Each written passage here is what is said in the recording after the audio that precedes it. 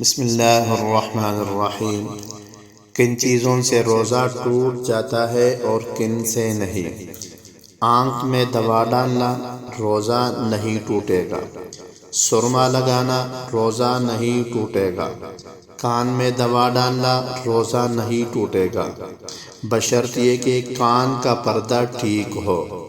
Lipstick چپسٹک لگانا روزہ نہیں ٹوٹے گا، بشرط یہ کہ لپسٹک کے اجزاء منہ کے ذریعے حلق میں نہ جائے۔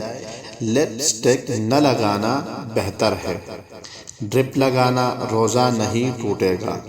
انسولین لگانا روزہ نہیں ٹوٹے گا۔ بال کاٹنا یا ناخن تراشنا روزہ نہیں ٹوٹے گا۔ جسم یا سر پر تیل کی مالش روزہ نہیں ٹوٹے گا۔ احتلام ہو جانا روزہ نہیں ٹوٹے گا۔ نہانا روزہ نہیں ٹوٹے گا۔ مسواک کرنا روزہ نہیں ٹوٹے گا۔ ناک سے خون بہنا روزہ نہیں ٹوٹے گا، بشرط یہ کہ منہ کے ذریعے خون حلق میں نہ چلا جائے۔